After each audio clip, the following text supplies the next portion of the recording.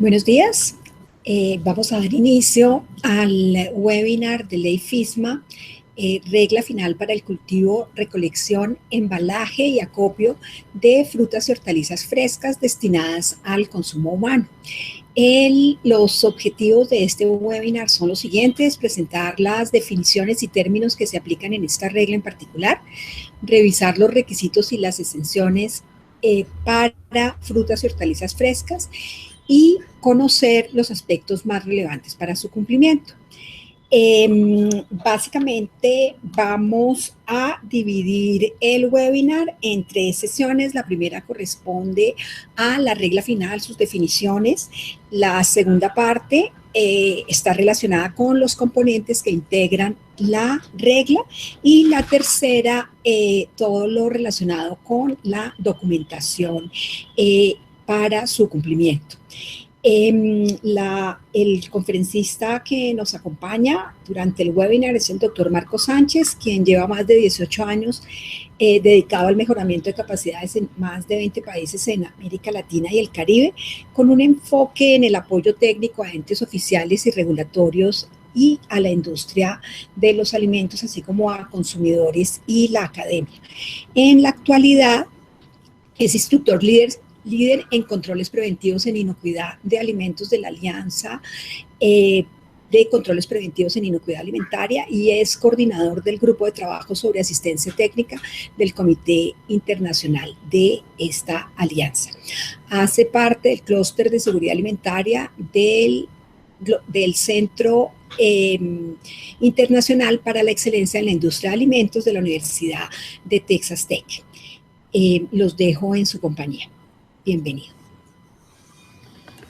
Muchas gracias, Janet. Buenos días, buenas tardes y buenas noches con todos. Lo que queremos presentar para el día de hoy es un resumen de la regla final de estándares para la producción, cosecha, empacado y almacenamiento de frutas y vegetales frescos para consumo humano. Ese es el nombre específico de la regla final, que es uno de los componentes de la ley FISMA, la Ley de Modernización de la Inocuidad del FDA en los Estados Unidos.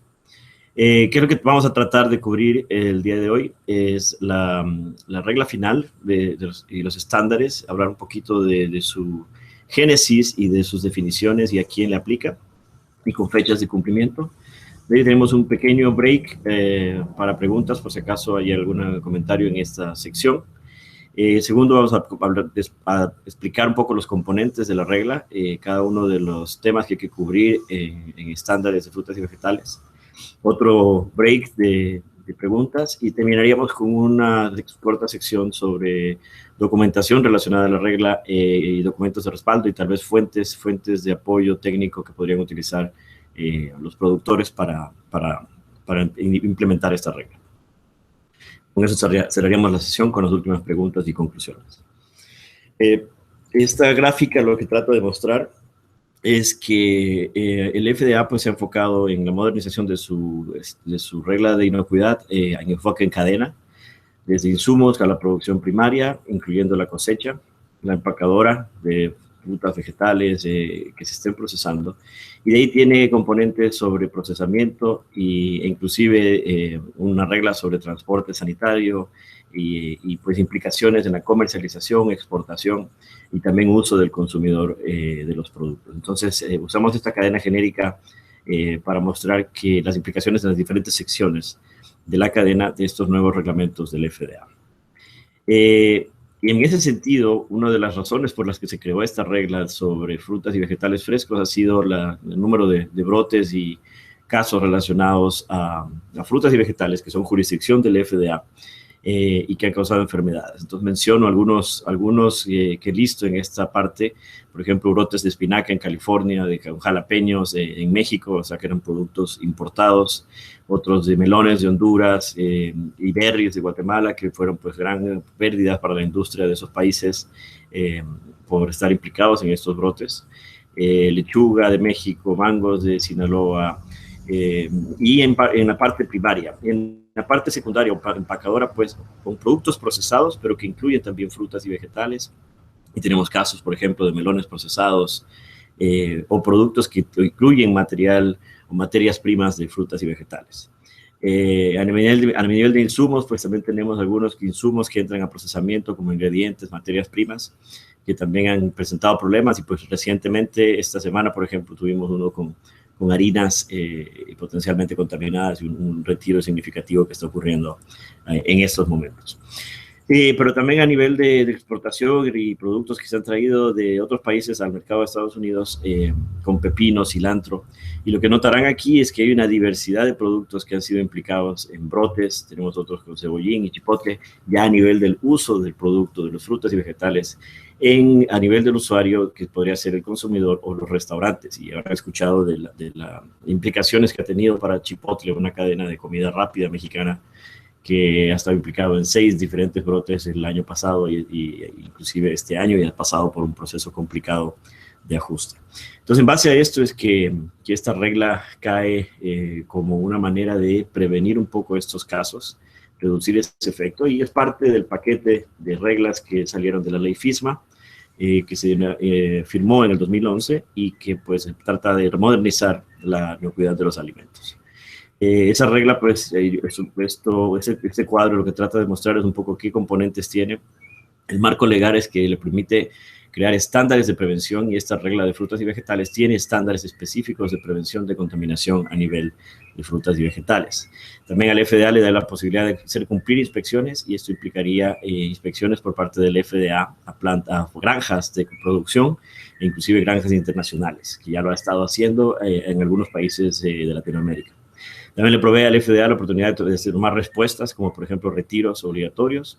Y estos componentes aplican para productos importados, donde inclusive se añade una etapa adicional, que es la de verificación de proveedores extranjeros. Termina el marco de la regla con sociedades estratégicas que quieren establecer, como por ejemplo, inspectores de países que exportan productos a los Estados Unidos. Y hay un plan, pues, de inclusive reconocer el rol de la inspección internacional de gobiernos, por ejemplo, como parte del sistema de inspección del FDA, reconociendo, pues, y asumiendo que esa etapa de verificación por parte de un ente oficial también puede ser un contribuyente a reducir el riesgo de contaminación con enfermedades transmitidas por alimentos.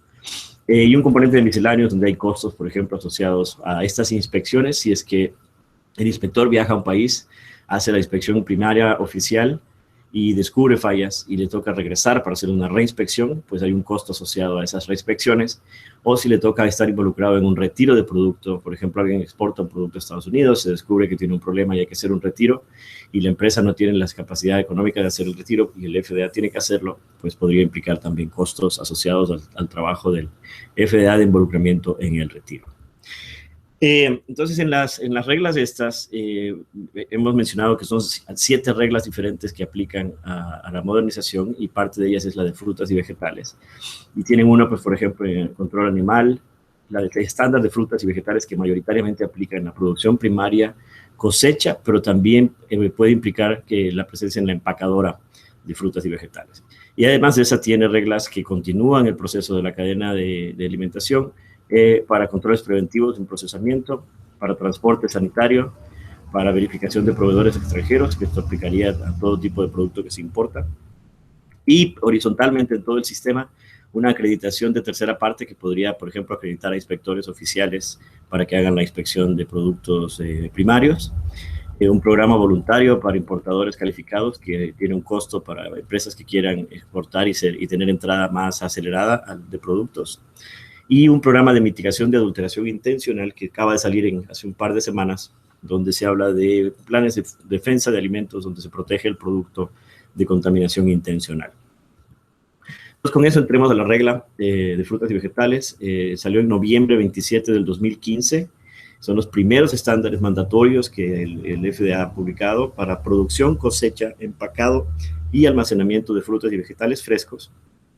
Pero también se incluyen en esta categoría hongos, nueces, brotes y hierbas, productos que se conocen como RAC, o Raw Agricultural Commodity, commodities agrícolas crudas. Sin embargo, no aplicaría a granos, por ejemplo. Entonces, es importante reconocer esas 4 etapas, que son producción, cosecha, empacado y almacenamiento, porque esas son las 4 etapas que aplicaría este reglamento. La regla tiene, como todos los otros componentes de FISMA, ciertas exenciones que están pues, en base al tipo de producto. Por ejemplo, si el producto no se consume crudo, pues el producto no le aplicaría la regla. Esta regla es solamente para productos que tienden a consumirse crudo. Si existe una actividad de procesamiento que incluye una etapa letal, pues ya tampoco le aplicaría esta regla porque tal vez le tocaría la regla de controles preventivos de producto procesado. Si la granja de producción, la finca de producción, perdón, produce niveles de ventas anuales menores a $25,000 al año, pues tampoco le aplica la regla para empresas muy, muy pequeñas. Si son productos usados personalmente o consumidos en la misma finca, pues tampoco le aplica la regla. Y de acuerdo a mis niveles de ventas, y si las ventas se hacen a una categoría de usuarios que se denominan usuarios calificados, pues también hay exenciones para aplicación a esta regla. Sin embargo, se espera por parte del FDA que todo producto y productor debe tomar algún tipo de acción relacionada a proteger al producto de contaminación para proteger la inocuidad.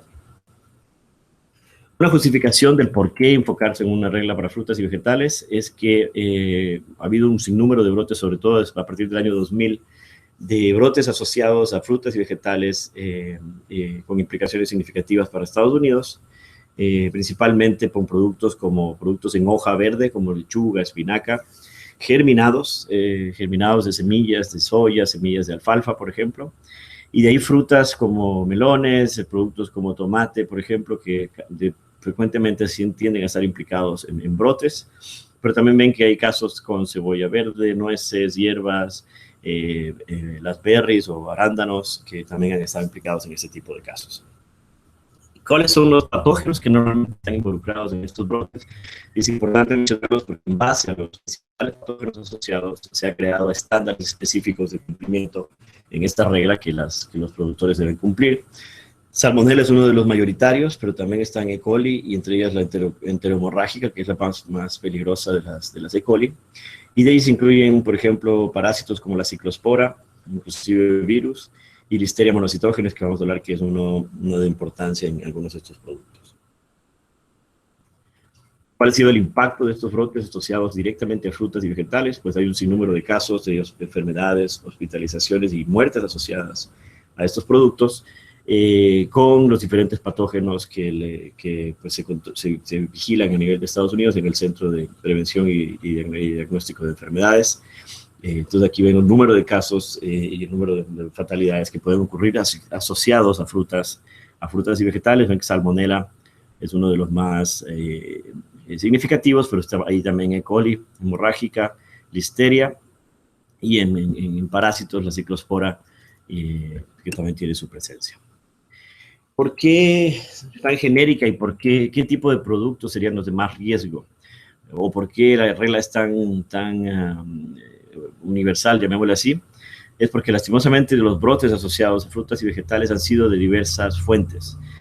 Por ejemplo, aquí el FDA hizo una tabla demostrativa mostrando, por ejemplo, qué brotes fueron presentes en diferentes años, como para indicar que cada vez hay unos nuevos.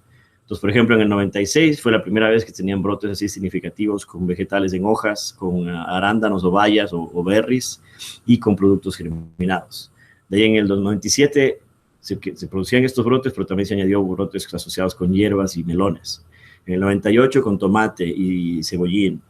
Y así podemos ir subiendo. Cada año tenemos un nuevo contribuyente a brotes. Por ejemplo, el 99 mango, almendras, uvas verdes, calabazas, arvejas chinas, chile picante, pepino, etc. Entonces esto muestra que las implicaciones son productos que se importan a Estados Unidos y que pues de una u otra manera terminan involucrados en estos casos de brotes de frutas y vegetales. Entonces los estándares de frutas y vegetales se enfocan en peligros microbiológicos identificados durante la producción, cosecha, empacado y almacenado de frutas. Ya dijimos que es frutas y vegetales, hongos, nueces, brotes y hierbas. Y noten que la palabra microbiológica está resaltada. Es decir, estos estándares se enfocan en el tema de peligros biológicos, no necesariamente, por ejemplo, pesticidas, que también hay que controlarlos, pero ese es otro reglamento, otro cumplimiento que hay que tener para los límites de tolerancia de pesticidas. Así que este se enfoca principalmente en peligros biológicos. Y como mencionamos, no aplicaría a productos que no se consumen cocidos, productos usados personalmente, productos que tengan una etapa letal, o que reciban algún procesamiento y que no vendan más de $25,000 al año. Cuando hablábamos de exenciones calificadas, se refiere a fincas que tienen promedio de ventas de los últimos 3 años menores a $500,000, pero cuyas ventas son mayoritariamente dadas a lo que le llaman ellos usuarios calificados. ¿Qué es un usuario calificado? Un usuario calificado es aquel consumidor directo, venta directa que se haga, por ejemplo, de una finca en la que le vende a la población cercana, servicios o restaurantes que le compran, por ejemplo, a una finca cercana, dentro de un radio de 275 millas alrededor de la finca. Es decir, esto aplicaría dentro de los Estados Unidos o potencialmente a fincas que estén en la frontera con Estados Unidos, por ejemplo, de Canadá o de México. Y deben estar en el mismo estado o en la misma reserva indígena que la finca, los usuarios. Se entiende por usuario que son consumidores diferentes a empresas. Para cada fruta y vegetal es recomendable hacer lo que vamos a demostrar aquí, que es un árbol de decisiones, que uno con preguntas puede ir definiendo si le aplicaría o no esta regla. Entonces, por ejemplo, la pregunta primera es, si su finca produce, cosecha, empaca o almacena, los 4 componentes de esta regla, frutas y vegetales frescos, hongos, nueces, los productos que vimos, si produce esos, si no los produce, pues no le aplicaría esta regla. Si sí los produce, entonces tenemos que preguntarnos si la finca en promedio en los últimos 3 años ha tenido ventas anuales menores a $25,000 de frutas y vegetales frescos. Esa regla tiene que aplicar no solo para las fincas americanas, sino también para los socios comerciales, si es que la finca es la que está haciendo la venta directa o la exportación directa del producto. Entonces, si es menor a $25,000 al año, la finca tampoco le aplicará la regla, asumiendo la exención por parte de tamaño pequeño de la finca. Pero si es mayor a 25,000, hay que preguntarse si el producto es uno de los que el FDA ha identificado como raramente consumido crudo. Y eso es que el FDA hizo una evaluación de todos los productos que el americano promedio consume y evaluó cuáles son frutas y vegetales o productos frescos que uno consume cocido o no cocido. Entonces, para cada producto que uno produzca o procese, debe hacer esta pregunta. Y si es un producto que raramente se consume crudo, entonces no le aplicaría la regla, porque se asume que en esa cocción se va a eliminar el riesgo de potenciar como un peligro de inocuidad. Pero si no hay un proceso de cocción, entonces hay que preguntarse si el producto es para consumo personal o no en la finca. Si es consumo personal, tampoco le aplica la regla porque pues no se está comercializando a consumidores. Pero si no es de consumo personal, hay que preguntar si el producto está destinado o va a pasar, por ejemplo, a la siguiente etapa, una planta de procesamiento, donde esa empresa va a aplicarle un tratamiento letal que reduzca los patógenos. Entonces, si es este el caso, si el producto es elegible para lo que se llama una exención, pero que tienen que garantizar, respaldar y documentar pruebas de que todo su producto que salió de su planta pasó a esa nueva empresa que le sometió el producto a una etapa letal de destrucción de patógenos. Entonces van a tener que tener garantías de ese usuario, de ese cliente al que le venden el producto, demostrando que todo su producto se preparó o se trató adecuadamente. En ese caso, hay que evaluar si la finca tiene ventas promedio de menores a $500,000 en los últimos 3 años y su producto, la mayoría del alimento en valor, se vende a lo que ya definimos que eran usuarios calificados. En ese caso, el producto es elegible para lo que se llama una exención calificada, que es requisitos modificados de cumplimiento y documentación de que tenga estos usuarios calificados. Y finalmente, pues si no es ninguna de estas preguntas la que le aplica a la finca, pues a la operación probablemente le va a aplicar esta regla y va a tener que cumplir con el desempeño de esta regla. Avanzando con la regla, es muy importante una definición que salió sobre lo que es una definición de finca, que fue publicado en realidad con la regla de controles preventivos, no la regla de productos procesados, no con la regla de frutas y vegetales. Pero esta definición es muy importante porque da la jurisdicción de la regla a qué tipo de operaciones le aplicaría. En esa nueva definición de finca se definen 2 operaciones como fincas y se reconoce que a las fincas serían sujetas a la regla de estándares de frutas y vegetales, que es la que estamos describiendo.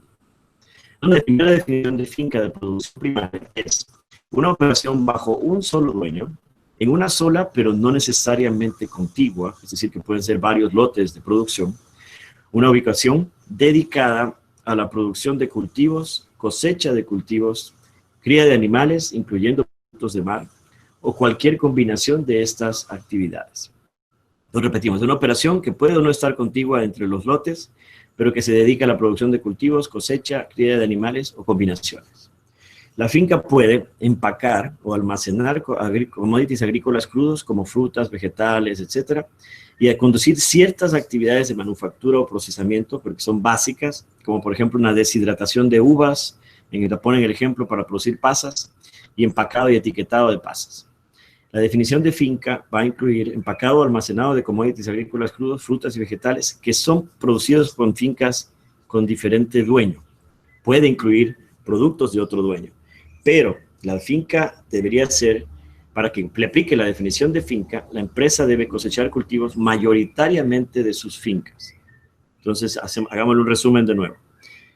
La finca es una operación o no junta o no junta de lotes donde se produce y cosecha cultivos, puede tener operaciones básicas de procesamiento como secado y puede ser que empaque productos de otros dueños. Pero para que le califique la definición de finca, la mayoría del producto que se empaque en esa operación debe ser del dueño de las tierras, de las fincas que se están procesando. Entonces, mayoritario el dueño y mayoritario el producto que se procesa. Y la segunda finca es la finca de actividades secundarias. Esta es una operación no necesariamente localizada en la finca de producción primaria, que se dedica a la cosecha, empacado o almacenamiento de estas commodities agrícolas crudas. Y para que sea considerada finca, como vimos en el caso anterior, debe pertenecer en su mayoría a la finca de producción primaria que provee la mayoría de los commodities agrícolas crudos que se empacan en dicha operación. Entonces, una empacadora, si no es dueña de los campos, no le aplicaría esta regla, sino que tal vez tenga que ir a la regla de controles preventivos de procesados. Pero si la empacadora, el dueño de la empacadora es el mismo dueño de los campos y más del 51% del producto que se empaca en esa empacadora proviene de sus propios campos, se la considera una finca de actividad secundaria y esta regla de frutas y vegetales. Esto es un tema muy importante porque hay diferentes modelos en la cadena de valor donde hay empacadoras independientes que compran a diferentes productores, entonces no serían dueños y le aplicaría la regla de controles preventivos, pero cuando es la misma empacadora, la dueña de los campos, su mayoría de productos, el procesado de ellos mismos, pues ahí sí entrarían en esta regla y pues tendrían que cumplir con este reglamento, no con el reglamento de controles preventivos. Entonces, la razón por la que se proporcionó estas definiciones es porque hay productores involucrados en actividades de empaque que antes se realizaban fuera de la finca y tal vez por terceros. Entonces, quieren incluir a estos empacadores que hacen su propio empaque para que cumplan con un solo reglamento. Si el empaque se da fuera de la finca, en una finca de actividad secundaria, puede ser considerado, pero debe ser del mismo dueño. Si el proveedor, por ejemplo, hay un ejemplo con nueces y el mismo dueño de la operación provee la mayoría de las nueces, pues entonces ahí le aplicaría la definición de finca de actividades secundarias. Y recordar que las fincas, tanto de producción primaria como de actividades secundarias, deben cumplir con la regla de inocuidad de frutas y vegetales, que es la que estamos describiendo. Las operaciones de actividades que caerían en la jurisdicción de esta regla de frutas y vegetales, dentro de la definición de finca, no están obligadas, pero podrían hacerlo, a registrarse ante la FDA como instalaciones alimentarias y por lo tanto no estarían sujetas a las regulaciones de controles preventivos.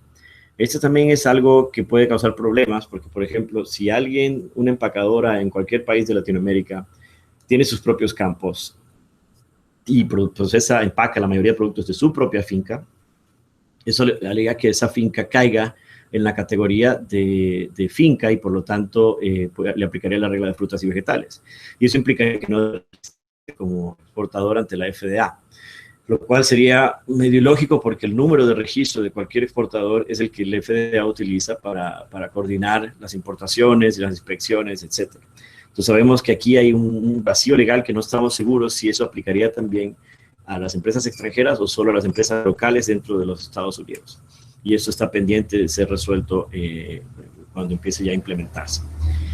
Como hablamos, a las otras que no les aplicaría es finca con ventas menores a $25,000 en los últimos 3 años y repetir que las exenciones calificadas están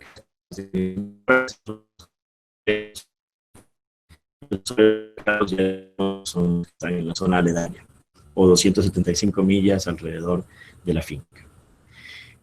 Otras exenciones, por ejemplo, se aplica a los productos que el FDA ha considerado como raramente consumidos crudos. Y aquí tengo una lista larga de productos que el FDA consume, que la gente va a preparar con algún tratamiento letal, una cocción. Y aquí están listados, pues ven aquí espárragos, cacao, café, maíz dulce, arándanos, berenjenas, etcétera, que consideran que tienen un proceso de que raramente se consumen crudos.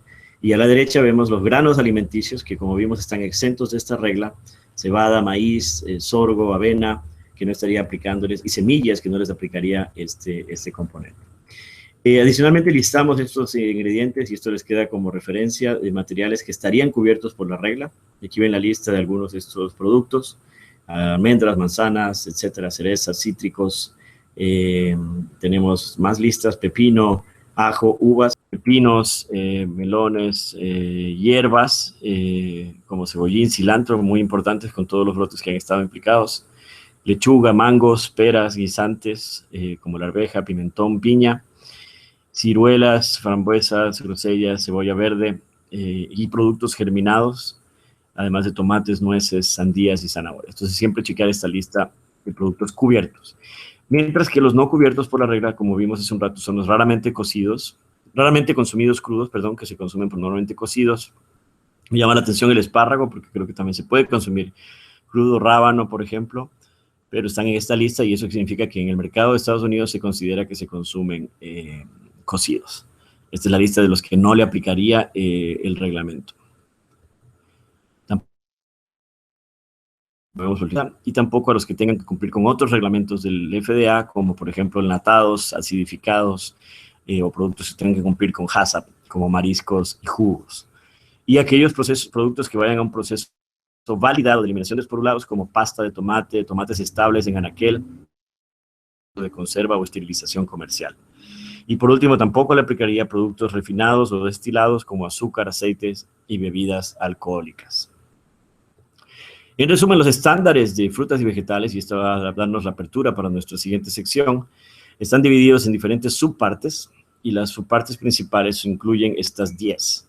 La parte B, que es de requisitos generales; la C, de calificación y entrenamiento de empleados; la D, salud e higiene personal; E, agua de uso agrícola; F, enmiendas biológicas de suelo; I, animales domésticos y salvajes que se están en presencia en la finca; la K, las actividades relacionadas al procesamiento, a producción, cosecha de producto; L, equipos, herramientas e instalaciones en las empacadoras, por ejemplo, completa de germinados; y finalmente la subparte O, sobre los documentos relacionados al mantenimiento de esta regla. ¿Cuándo se debe cumplir? Pues la regla inicial, la propuesta salió en el 2013, hubo una revisión en septiembre del 2014, y la regla final salió en octubre 31 del 2015, pero con fecha real del noviembre 27 del 2015, y eso da 2 años para las empresas grandes que tengan más de $500,000 para cumplir, es decir, que deberían cumplirlo para noviembre 27 del 2017, todos los componentes. Las pequeñas, de entre 250,000 y 500,000 de ventas en 3 años, tienen hasta el 2018, noviembre del 2018, y los muy pequeños, que están entre 25,000 y 250,000, tienen hasta el 2019 para cumplir con el reglamento. Los de menos de 25,000, como vimos, son exentos. Y adicionalmente, el componente de agua agrícola se le da 2 años más de cumplimiento, de manera que las grandes tienen hasta el 2019, las pequeñas tienen hasta el 2020, y las muy pequeñas tendrían hasta el 2021 para cumplir con el componente de reglamento de agua. Un break inicial de potenciales preguntas para esta sección o comentarios, y volvemos en un momento. Bueno, Marcos, 3 preguntas, algunas de las cuales ya fueron cubiertas. Voy a plantear las preguntas para, pues, si hay que reforzar algo o ampliar algo, se encuentra. La primera tiene que ver directamente con el tema de frutos secos, porque aparecen nueces. La pregunta dice, dentro de los frutos nueces, pero la pregunta va relacionada directamente con qué productos considerados frutos secos abarca la norma. En particular, si estaba incluido el tema de... ¿El tema de qué? Cayú, que se conoce en algunos países como cayú o en otros se conoce como marañón. Sí, bueno, todo lo que es nuevo, consideran como frutas y vegetales frescos, están con el hongos, nueces, etcétera, y eso incluiría productos secos. La razón es que en finca se puede hacer deshidratación un poco de esos productos deshidratados y pues tendrían implicaciones. ¿Y por qué? Porque han habido brotes asociados a esos productos. Normalmente, si se comercializan esos productos para la industria de productos adicionales, o sea, por ejemplo, se quieren usar como materias primas, podría uno entrar a decir que hay una etapa de tostado, por ejemplo, de esos productos, que ya le caería la jurisdicción a la siguiente empresa que va a hacer ese proceso, y eso ya sería un producto procesado, y le caería pues la regla de controles preventivos en ese caso. Esto sería solamente si, entonces, todo lo que es nueces en la producción, si no reciben una etapa letal, les caería igual el reglamento de frutas y vegetales frescos, que también incluye hongos, nueces, etc.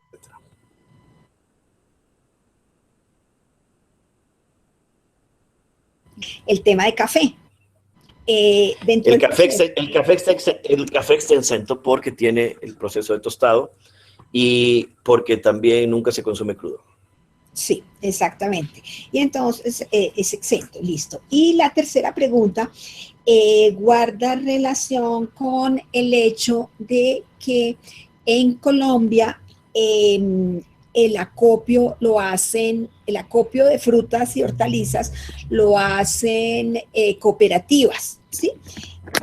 Obviamente la cooperativa en ocasiones no produce, sino que lo que hace es acopiar, ¿sí?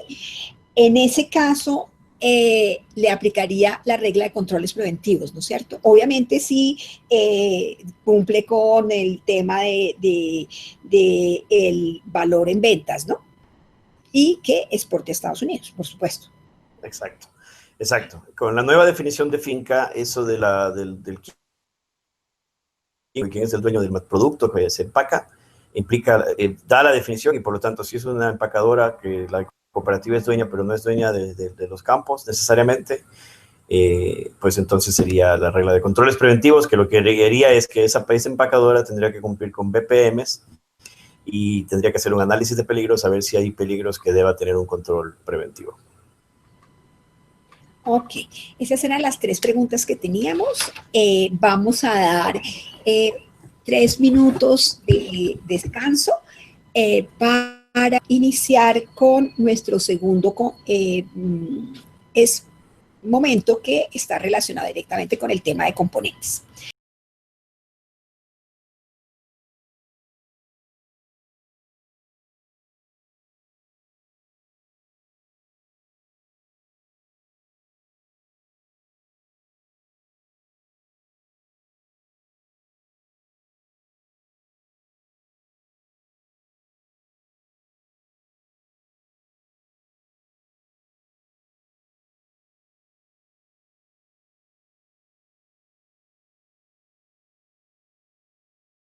Ir un poquito en detalle de los componentes de la regla, y pues ya mencionamos los 10 componentes, las subpartes B hasta la letra O. Entonces, el primer subcomponente habla de requisitos generales, en el cual el subparte A es la que implica toda la parte de a quién le aplica, que ya lo cubrimos en la primera sección. La subparte B, en cambio, se enfoca en que, y para todo tipo de requisito que hay en este componente, la empresa o la productora o el campo puede proponer uso de alternativas. Es decir, la ley no es prescriptiva porque puede permitirle que algunos requisitos de agua, por ejemplo, o de enmiendas biológicas, la empresa provea su requisito alternativo, pero va a tener que defenderlo. Entonces da opción para eso, el 112.12, de que tenga respaldo y soporte técnico-científico a estas alternativas que una empresa provea.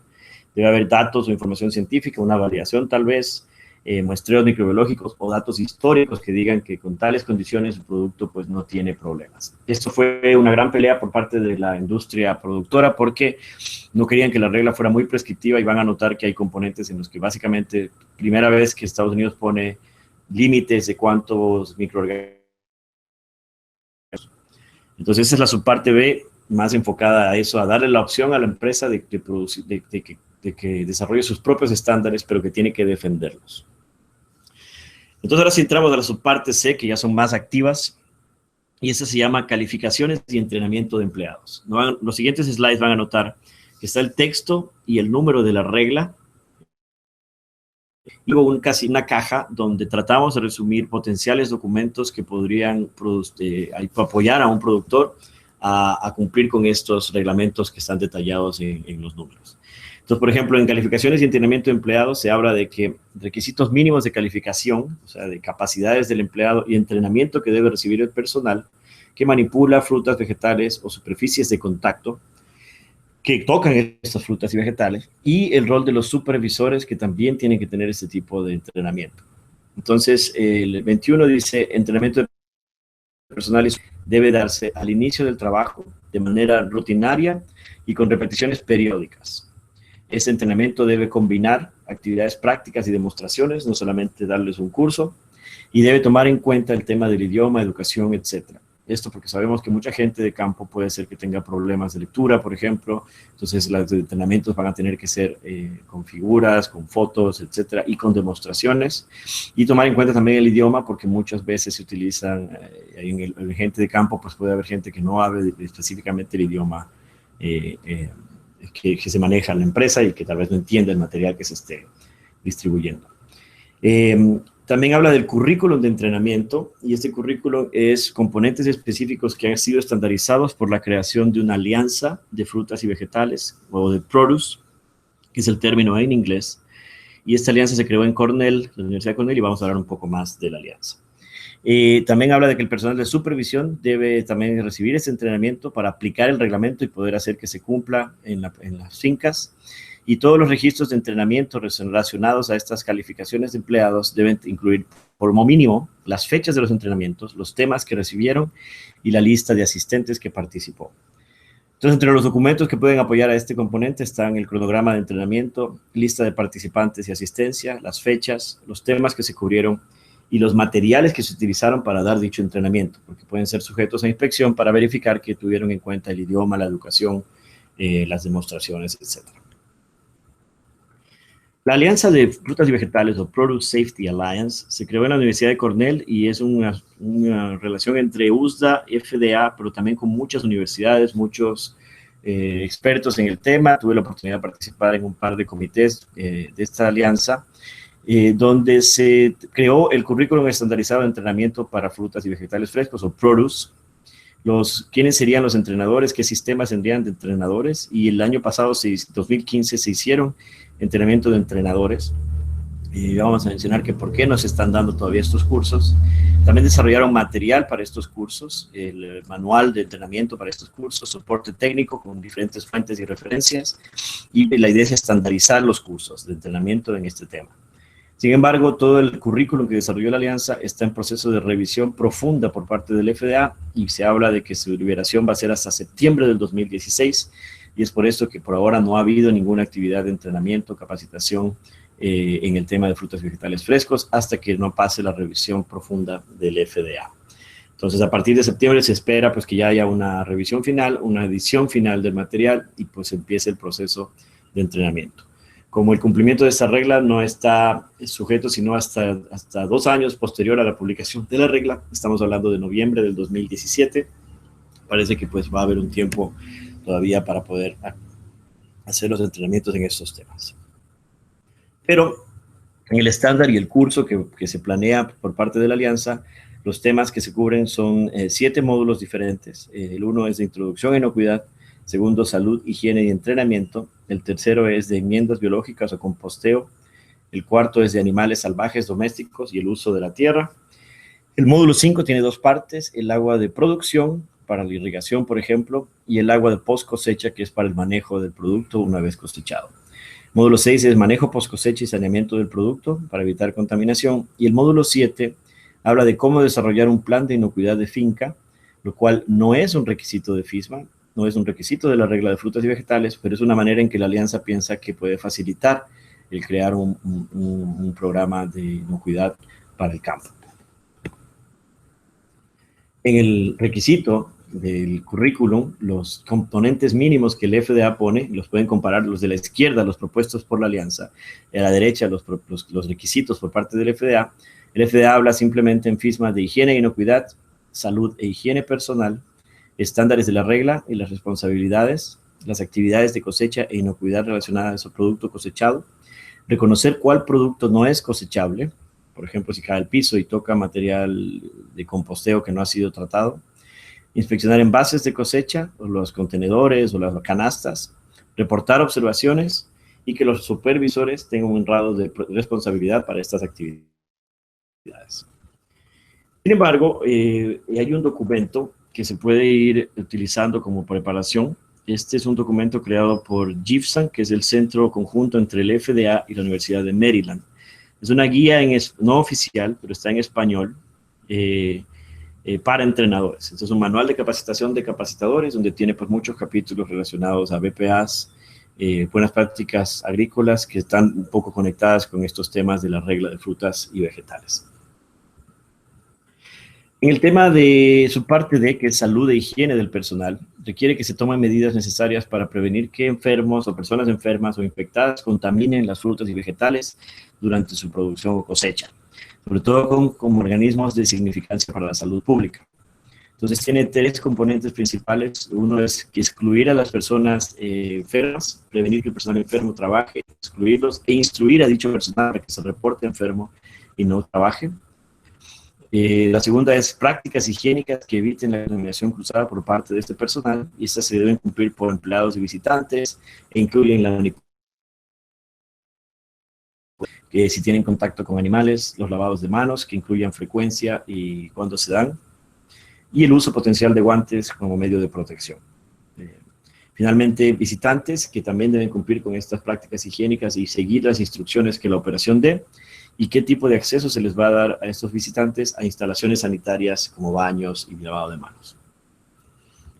Entonces, en lista de documentos que podríamos identificar para este componente, certificados de salud de los operarios, de la gente de la finca, registro de entrenamiento de ellos en prácticas higiénicas, instrucciones y protocolos para visitantes cuando lleguen, la lista de visitas, las frecuencias de lavado de manos y las prácticas de lavado de manos que la operación tenga, y también formularios de estaciones de lavado de manos para demostrar en el mapa dónde se encuentran y qué tan accesibles son estas instalaciones sanitarias. La siguiente sección es la subparte E, o agua de uso en agricultura, uso agrícola, y requiere que toda agua agrícola debe ser de calidad sanitaria. Como vieron en la descripción de fechas, son tiempos más extendidos para el cumplimiento de este componente porque es uno de los más controversiales. Se da 4 años de plazo para todas las operaciones, 5 años para los pequeños con menor de 500,000 de ventas y 6 años para los muy pequeños menores a 250,000 dólares de ventas en los últimos 3 años. El agua agrícola, la definición es que debe ser inocua y de calidad sanitaria para su uso. Noten que no dice que el agua debe ser potable, pero la empresa debe demostrar que es inocua y de calidad sanitaria para el uso respectivo. Y si contacta directamente el producto o si es agua que no va a contactar el producto. Y hace una clasificación aquí entre agua directa, que es la que contacta el producto, versus agua indirecta que no lo contacta. Lo importante aquí es que el agua de agrícola entra en contacto con la porción cosechable o por superficies de contacto. Ese se le llama agua directa agrícola porque va a contaminar el producto o la superficie de contacto con el producto. Las medidas con respecto al agua incluyen los sistemas de distribución, las fuentes originales del sistema de agua, por ejemplo, que puede ser agua estancada en la finca. Entonces requiere que haya una inspección del sistema, cuál es la fuente y la naturaleza del agua para el sistema, qué grado de control y protección se tiene para el sistema de agua, qué efecto podrían tener las tierras adyacentes. Hay que tomar medidas con respecto a la fuente de agua, los sistemas de distribución y acumulación del agua que pueden darse en la finca. Entonces esto requiere la inspección del sistema, la naturaleza de la fuente de agua, de dónde viene esa agua, cuál podría ser fuente de contaminación, qué grado de control y protección se le dé, qué efecto podrían tener las tierras adyacentes, como por ejemplo derrames de agua de otras fincas que pongan, por ejemplo, tu producción animal, qué otros usuarios usan esa agua que podrían contaminar el agua, por ejemplo, si es un canal, y tomar medidas si se sospecha contaminación y pues incluir reinspecciones de todo el sistema con una frecuencia aceptable.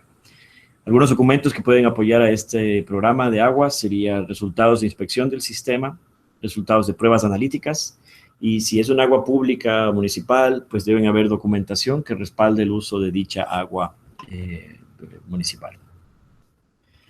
Si el agua necesita ser tratada, digamos que uno tiene una fuente de agua que es de pozo y que determina que el agua debe ser tratada, se considera que el agua no es de calidad, de adecuada calidad sanitaria. Entonces, para estas aguas que deben ser tratadas hay requisitos específicos.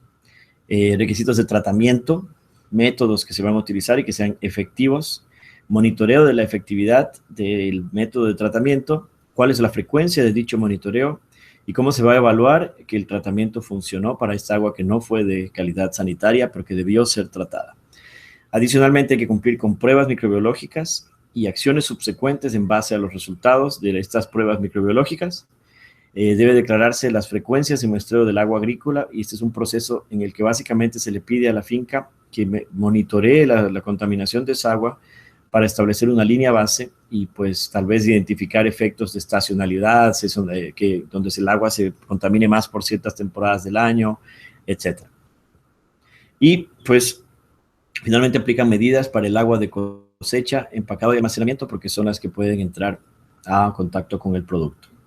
Entonces aquí van los primeros estándares específicos, que son criterios microbiológicos de calidad para estas aguas, y pues se pide que se tenga dos medidas, o un valor umbral estadístico, o en inglés le llaman Statistical Threshold Value, que requiere 410 o menos unidades formadoras de colonias de E. coli genérica por 100 mililitros de agua. La idea de este valor, este umbral estadístico, es una medida de la variabilidad que nos da un 90 percentil de ese valor. La otra opción es utilizar la media geométrica, Geometric Mean, en el cual el requisito es de 126 o menos unidades formadoras de colonias de E. coli genérica por 100 mililitros de agua. Y en cambio que la medida geométrica es una medida de la tendencia central de la calidad del agua, y pues debe ser, como decíamos, menor a 126 de E. coli genérica. Entonces aquí hay estándares por cumplir, específicos microbiológicamente.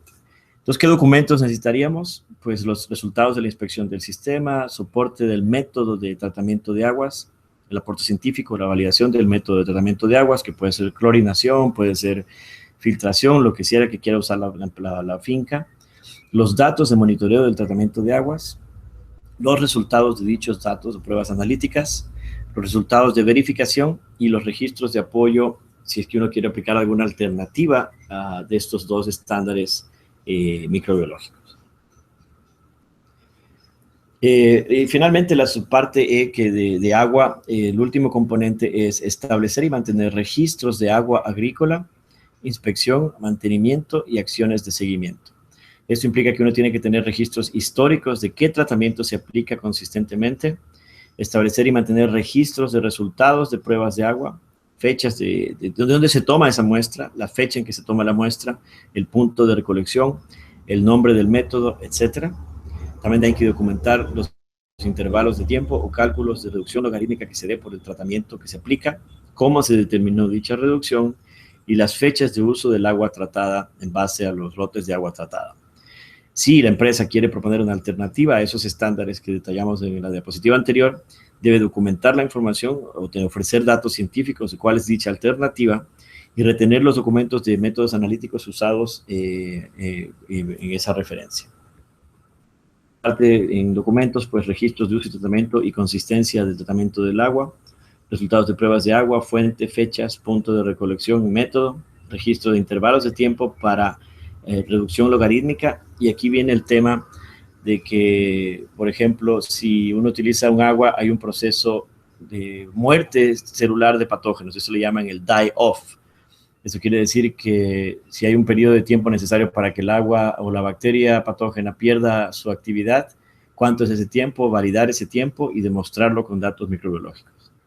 Cuál es la fecha de uso del agua y una justificación científica si uno quiere utilizar una alternativa a los dos estándares que detallamos anteriormente.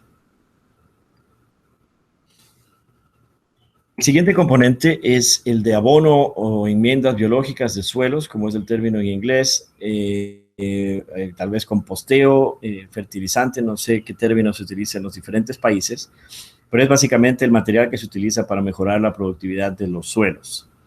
Muchas veces vienen de producto orgánico, de producto animal, gallinaza, por ejemplo, que se utilizan por su alto contenido de nitrógeno, que son fertilizantes. El problema es que como vienen de fuente animal, pueden ser la fuente de contaminación con patógenos entéricos. Este componente, que es otro de los complicados, como el del agua, requiere pues que requisitos de estatus de la enmienda biológica utilizada y el origen animal de uso agrícola de esta enmienda. Entonces puede ser una enmienda biológica tratada, previamente sujeta a un tratamiento de composteo, o no tratada, en la cual simplemente se colecta y se utiliza en los suelos para la producción. Tiene requisitos de la manipulación, transporte y almacenamiento de estas enmiendas para minimizar que las enmiendas, sobre todo las no tratadas, de origen animal, puedan contaminar camiones, utensilios o el producto. El 112.53 especifica que es prohibido el utilizar ningún tipo de enmienda biológica cuyo origen venga de humanos. Esto tiene mucha relación con el brote que hubo de E. coli agregativa en Alemania, donde parece que una cepa de origen humano logró incorporar genes de una cepa de E. coli hemorrágica, la volvió muy virulenta y parece ser que la interacción se dio por la utilización de abonos de origen humano en la producción de vegetales. Siguiente tenemos qué tratamientos serían aceptables para estas enmiendas biológicas de origen animal, y pueden ser tratamientos de procesos biológicos, por ejemplo, como fermentación, composteo, pueden ser químicos con algún tipo de desinfectante, o físicos, donde puede ser un tratamiento térmico, por ejemplo, pero deben ser validados para ese composteo. Para estas enmiendas biológicas también hay estándares o criterios microbiológicos específicos que se deben cumplir para las enmiendas tratadas, y eso incluye que el sistema de monocitógenes no se detecte con un método cuyo mínima detección es una unidad formadora de colonia en 5 gramos de muestra. Para salmonela, menos de 3, número más probable por 4 gramos de sólidos secos. 257H7, menos de 0.3, número más probable por gramo de muestra. Y en el caso de indicadores, menos de 1000, número más probable de coliformes fecales para 1 gramo de sólidos totales secos. Entonces, para documentos relacionados a enmiendas biológicas de suelo, incluyen pues el tipo de enmienda que se va a utilizar de origen animal y si es tratada versus no tratada. Si se utiliza enmiendas de origen animal, pues cuál es el registro de uso de las mismas, cuál es el soporte técnico para el tratamiento de dichas enmiendas, cuál es el tratamiento que se le va a aplicar, que sea validado, los registros de cumplimiento con requisitos microbiológicos, los 4 que acabamos de mencionar, y las frecuencias de muestreo y verificación del sistema de tratamiento de las enmiendas biológicas a ser utilizadas. En la regla inicial, lo menciono porque esto se removió de la regla final, en la regla propuesta inicial se hablaba de restricción de aplicación de enmiendas biológicas y aplicación de intervalos de enmiendas biológicas. La idea de esto es que cuando uno aplica una enmienda biológica de origen animal, pero le da un tiempo de esa enmienda biológica de estar en producción, existe un proceso de muerte de células patógenas porque la reemplaza la flora natural del suelo, y ese se le llama el proceso de die-off. Entonces, en la regla propuesta inicial había un mínimo tiempo de que se aplicara la enmienda biológica, pero la cosecha no se podía hacer sino 9 meses después para permitir este die-off.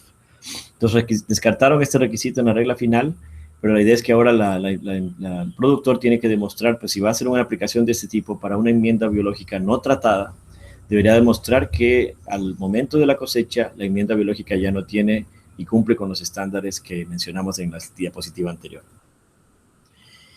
Y finalmente, como en todas las reglas, notarán que hay un componente final que habla de establecimiento y mantenimiento de registros, documentos, y estos incluirían las fechas de aplicación de la enmienda, las áreas de producción, fechas de cosecha para saber cuánto tiempo estuvieron desde la puesta de la enmienda hasta la cosecha, a menos que no entre en contacto el producto con la enmienda biológica. Entonces, por ejemplo, si son árboles y se utiliza un abono y no se cosecha producto que cae del árbol, pues es un punto en el que no entró en contacto nunca la fruta o vegetal con el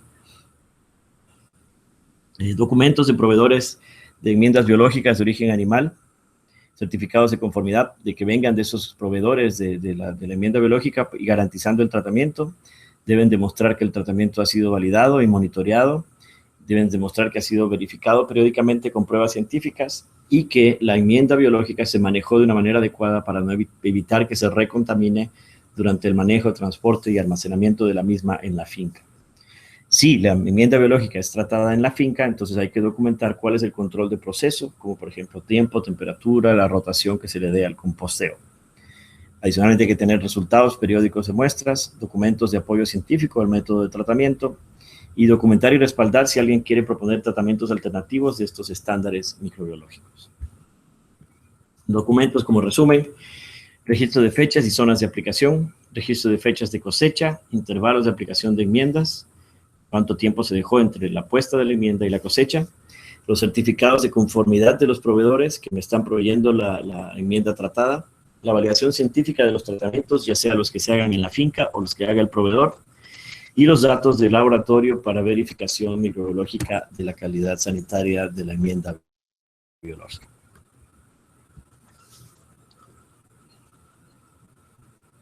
El siguiente componente es la subparte I, que habla de presencia de animales domésticos y salvajes en las granjas de producción. Eso se refiere a requisitos para actividades que ocurren en áreas externas o parcialmente cubiertas. No aplicaría teóricamente a estructuras cerradas si las mismas no permiten el acceso de animales domésticos y salvajes. Entonces, por ejemplo, las empacadoras que estén en una misma finca, la idea es que las estructuras cerradas no entrarían los animales domésticos y salvajes.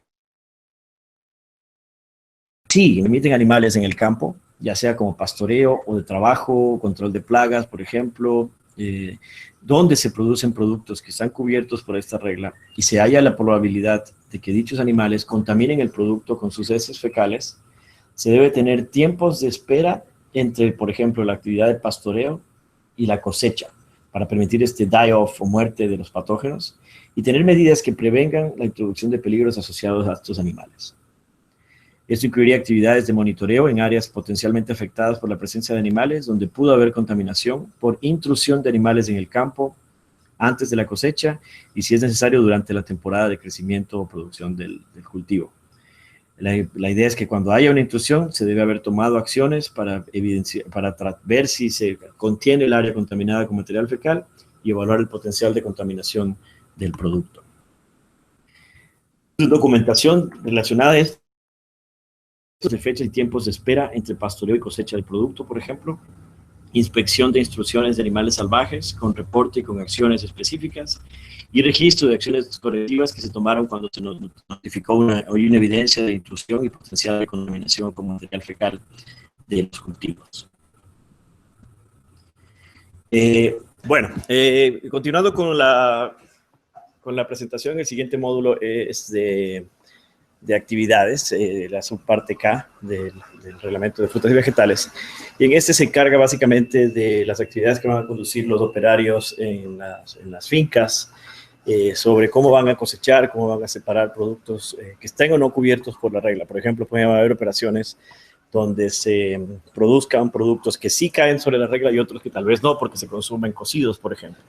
Entonces los empleados van a tener que saber cuáles productos están sujetos a la regla y cuáles no. Entonces esto requiere también requisitos sobre medidas para identificar también qué productos no son cosechables porque se pueden contaminar con el producto final, cómo se van a manejar estos productos en estas actividades cubiertas para proteger de que se contaminen, cómo se van a manejar productos caídos al suelo, dependiendo de la naturaleza del cultivo. Algunas medidas para actividades de empacado, eso tiene que ver con que si se empaca al vacío ciertos productos, puede eso conducir a las condiciones necesarias para el crecimiento de Clostridium botulinum, entonces deben tomarse medidas para evitar problemas con eso en el empaque. Por eso es que en su mayoría algunos de estos productos se empacan sin estar al vacío. Y requisitos de materiales de empaque y su reutilización, porque muchas veces se utilizan cajas, canastas, bolsas e inclusive material de empaque, que se reutiliza y si se puede convertir en fuente de contaminación, entonces debe haber un control de que esto no ocurra. Entre los documentos para soportar estas actividades, instrucciones a los empleados son las clave para todas estas actividades, de separar productos cubiertos versus no cubiertos, productos por contaminarse, procedimientos de manipulación de dichos productos y las instrucciones de disposición del mismo, por ejemplo, cuando cae al suelo, cuando se empacan, etc. La subparte L es la siguiente, se refiere a equipos, herramientas e instalaciones. Si uno se pone a leer la regla, esta subparte, se parece muchísimo a lo que son unas BPMs o buenas prácticas de manufactura tradicionales en una planta. Se refiere, por ejemplo, a los equipos y herramientas que entran en contacto con el producto. Por ejemplo, pueden ser herramientas de cosecha, con una hoz de cosecha, un cuchillo, unas tijeras, porque pueden ser fuentes de contaminación, pero también están sujetas a identificaciones que están sujetas a la regla. Pueden ser total o parcialmente cerradas, áreas de almacenamiento de equipos y utensilios que entren en contacto con el producto. Por lo tanto, requieren requisitos generales para estos equipos y herramientas que entran en contacto con el producto, y entre ellos están que sea de un diseño sanitario, de construcción apropiada y operabilidad adecuada, que sean instalados y mantenidos para ser limpiados cuando se utilicen para evitar contaminación, que se almacenen y se mantengan en lugares que eviten que se contaminen, bodegas protegidas, por ejemplo, que las superficies de contacto tengan uniones lisas o, sí, por ejemplo, soldaduras lisas que no acumulen suciedad, y que existe un proceso de inspección, mantenimiento, limpieza y desinfección de estas superficies de contacto. Esto es relativamente nuevo para una finca donde realmente no hay esa cultura de tener que cuidar muchos de estos materiales, de estos instrumentos.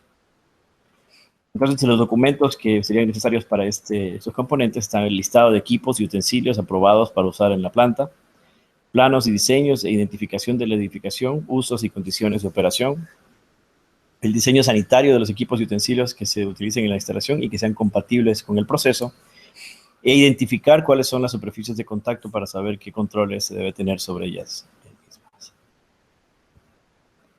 Adicionalmente, si se tienen instrumentos y controles para ciertos equipos, tal vez en la empacadora, estos deben ser exactos y precisos si toman mediciones, si toman algún tipo de medida, y deben mantenerse y operarse en condiciones adecuadas para el uso que se tiene. Si hay equipos utilizados para el transporte, y esto es muy importante porque a veces se ignora las condiciones de los camiones y de transporte de algunos de estos insumos, deben estar adecuadamente limpios para su uso y compatibles con el uso. Y en el tema de las edificaciones, se refiere el 126 se refiere al diseño y construcción, que habla del tamaño, el espacio, el material de construcción y el diseño del mismo, los flujos. Debe facilitar el mantenimiento, precauciones y operaciones sanitarias. Deben tomar medidas sobre pisos, paredes, techos, iluminación, ductos y tuberías que sean fáciles de limpiar y mantener en buena condición, y que eso esté acompañado por un drenaje adecuado. Los documentos para este componente estarían los listados de instrumentos y controles y programación de mantenimiento y calibración de estos equipos, listado de equipos de transporte, los planos, dimensiones, flujos y listado de materiales de las edificaciones, y tal vez un programa de mantenimiento preventivo para la instalación.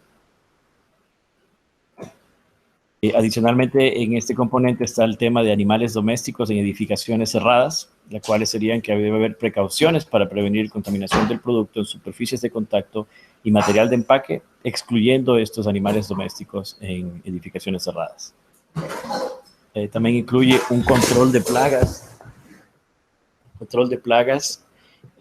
como estándar BPMs de otras operaciones, que tenga un programa integrado de control de plagas de la operación que incluya la exclusión, el saneamiento, la eliminación de plagas, y que esto incluya la protección del producto, superficies de contacto y material de empaque. Noten que se siguen repitiendo constantemente a los tres componentes como críticos para evitar su contaminación: el producto, las superficies que lo contactan y el material de empaque. En documentos, un programa integrado de control de plagas pueden ser sencillos o pueden ser complejos, y pues incluirían algunos de los listados en este cuadro: cronograma de tratamientos, plano de trampas, mecanismos de control, hojas de seguridad de los químicos utilizados, instructivos de preparación y manipulación de estos plaguicidas, reportes de control de plagas cuando se haga inspección, verificación de ausencia de plagas, acción correctiva, la autorización del contratista si se tiene una tercera parte haciendo el proceso, y los registros de capacitación de los operarios en el plan de control de plagas. Adicionalmente, se habla de los baños y las instalaciones de lavado de manos. Estos deben ser de fácil y adecuado acceso para los operarios. Baños deben ser designados, localizados y mantenidos para, en ese diseño se debe considerar aspectos de prevenir la contaminación, deben ser accesibles, mantenibles y reparables. Y esto va a ser crítico cuando visiten las fincas, porque básicamente lo que van a querer ver ellos, los inspectores, es que los baños sean algo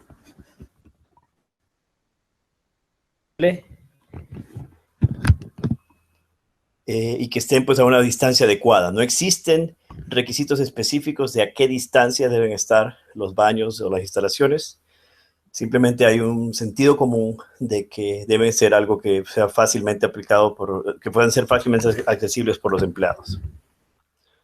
Deben ser mantenibles y reparables, y medios de disposición para disponer los desechos, por ejemplo, para toallas de secado, deben estar disponibles en dichas instalaciones. Entre los requisitos de las estaciones de lavado de manos, simplemente se pide que estén cerca de las actividades de producción, cosecha, empacado, almacenamiento, para facilitar su uso. Y deben incluir, por lo menos, jabón y agua corriente. No debe ser agua estancada, no deben ser tanques donde los empleados introduzcan las manos, sino debe ser agua corriente. Debe tener algún dispositivo de secado, que no especifica cuál, pero puede ser papel, puede ser algo que sea de sentido común práctico para utilizarse, y los mecanismos de disposición de desechos para el agua, las toallas, etcétera, es decir, desagüe y basureros para las toallas usadas. Entonces, entre estos requisitos de documentación podríamos tener los registros de mantenimiento de baños e instalaciones de lavado de manos, el cronograma de limpieza y desinfección de dichos baños e instalaciones de lavado de manos, y el mantenimiento de los mismos para pues asegurarse que están siendo chequeados frecuentemente. Adicionalmente, incluye un componente de disposición de aguas residuales. Esto es importante porque una de las fuentes principales de contaminación es justamente aguas residuales, aguas usadas en los campos. Entonces debe haber desagües y sistemas sépticos mantenidos de manera que prevengan la contaminación. Debe haber mecanismos de mantenimiento y disponer qué hacer con fugas o derrames de desechos humanos para evitar la contaminación. Y debe haber un plan de preparación o de emergencia cuando existan eventos significativos como una inundación, terremoto, etcétera, que tome medidas sobre los desagües para evitar la contaminación del producto. En este caso, pues, lo que se puede recomendar como documentación, disposición de aguas residuales, incluye los procedimientos para el manejo de vertimientos, residuos líquidos, fichas técnicas de sustancias utilizadas si se utilizan en el proceso séptico, reporte de muestreos microbiológicos si es necesario, reportes de control o parámetros físico-químicos si hay un tratamiento, y acciones correctivas cuando hay algún problema con estos desagües. Similarmente, con desechos líquidos se tiene también desechos sólidos como basura, suciedad y otros. Debe haber un proceso de recolección, almacenamiento y disposición de esta suciedad y desechos. Y debe evidenciarse que no se acumulen por mucho tiempo para traer plagas, deben protegerse de la contaminación con el producto, superficies de contacto y áreas de trabajo. Entre los documentos para la sección de residuos sólidos, pues están procedimientos para manejo de residuos sólidos, cómo se recicla, si es que se recicla, planos con distribución y ubicación de recipientes de desechos, registros de recolección de basuras, de la disposición final de la basura, y reporte de acción correctiva cuando haya algún problema con estas actividades. Adicionalmente está el componente de plomería, y la cual se requiere que tenga el tamaño y diseño adecuado, instalación y mantenimiento frecuente, se deben entubar aguas residuales y desechos líquidos, debe evitarse que sean fuente de contaminación, y los sistemas deben tener dispositivos de control de retorno como backflow y evitar las conexiones cruzadas de tuberías.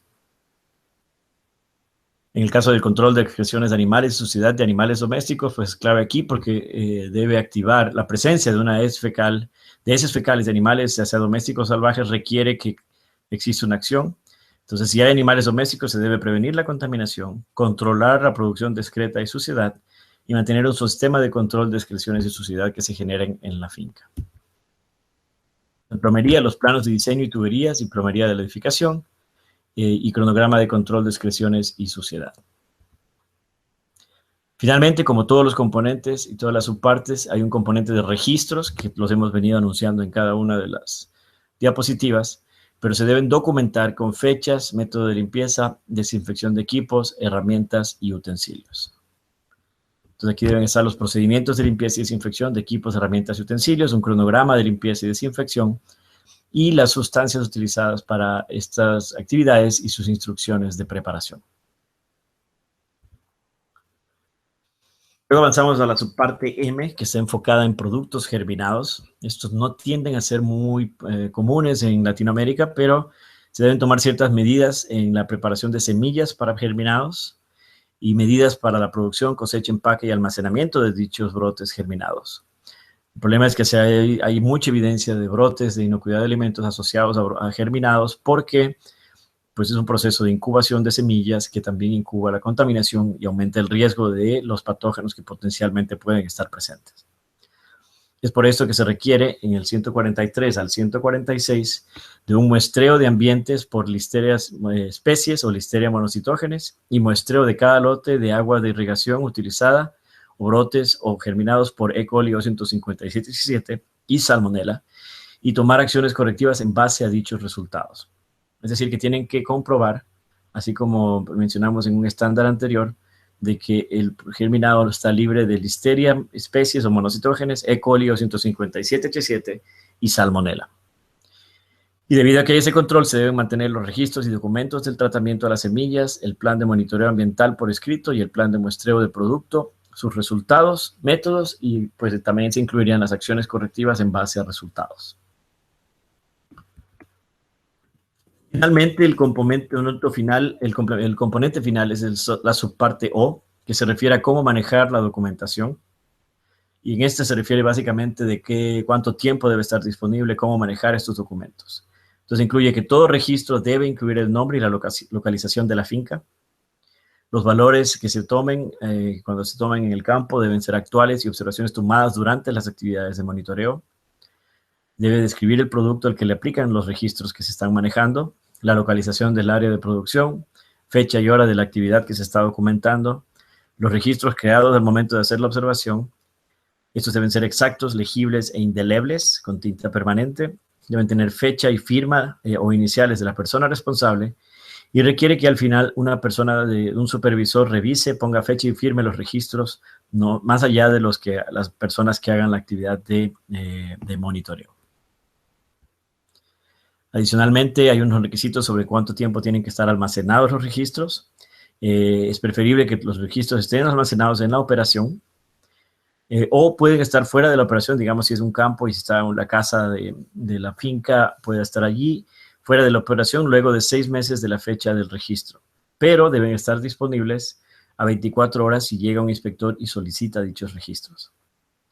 Si se manejan registros electrónicos, también se puede, pero se consideran existentes en sitios y se pueden acceder desde la finca. Pues debe usarse registros existentes y no existe un formato específico de uso de algunos formularios para registros. Es lo que la empresa o la finca quiera utilizar. ¿Por cuánto tiempo hay que almacenar los registros? Al mínimo deben retenerse por 2 años luego de crearlo. El registro de idoneidad de equipos y procesos y resultados de estudios científicos deben retenerse también por 2 años luego de que se haya descontinuado de usar el equipo o proceso. Ese tiene mucho vínculo con el brote de melones, porque era un equipo el que estaba comprometido. Y si se usan registros para justificar alguna exención calificada, como notaron en la primera parte de esta presentación, deben usarse 3 años precedentes al año calendario y retenerse para respaldar el estatus de los mismos. Finalmente, en documentación, formatos aceptables incluyen los registros originales, copias verdaderas de dichos registros originales o registros electrónicos. Recordar que estos registros, si ya pasan a una revisión oficial, deben ser disponibles para el inspector, accesibles inmediatamente para inspección y copiado, accesibles 24 horas si son solicitados, si están almacenados fuera de la finca, y deben ser en un formato que al FDA le permita ser accesible y legible. Recordar que todo documento que pase a manos del FDA puede ser divulgado públicamente en los Estados Unidos, porque todo documento que un inspector federal recibe está sujeto a un acta de libertad de información que se llama el Freedom of Information Act, FOIA, que pues permite el acceso a dichos registros. Entonces, con eso terminamos el componente de la sección de componentes de la regla. La idea es que pues es bastantes componentes, son 10 subpartes y cada una tiene diferentes requisitos específicos, pero en esta sección pararíamos para otra sección de preguntas relacionadas a estos componentes. Bueno, hemos recibido 2 preguntas. Una de estas preguntas está relacionada directamente, Marcos, con el hecho de si existe algún paralelo entre lo que es la norma de Global Gap y esta regla. Listo. Bueno, recuerden que el FDA no va de ninguna manera a promover o impulsar a las empresas a utilizar una norma privada. Global Gap es una norma privada que inició en Europa.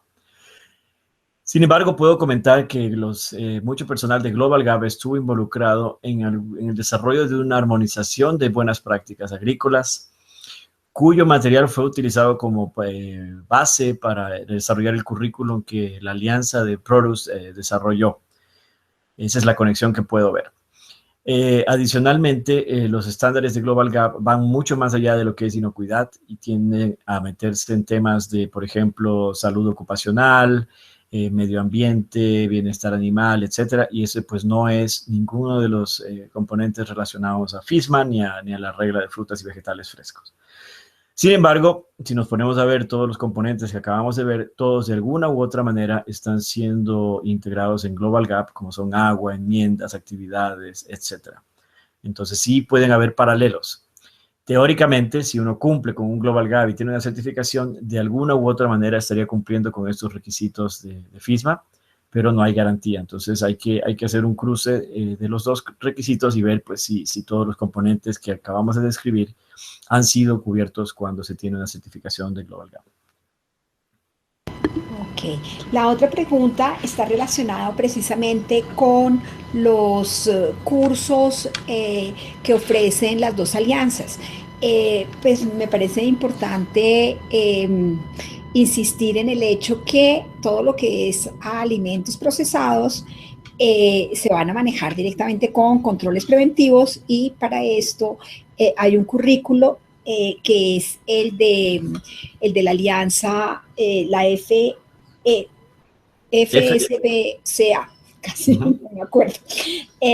Sí, por favor, porque la pregunta va hacia el hecho que los cursos tienen diferente intensidad y pues obviamente uno podría entender las razones por las cuales la intensidad es diferente.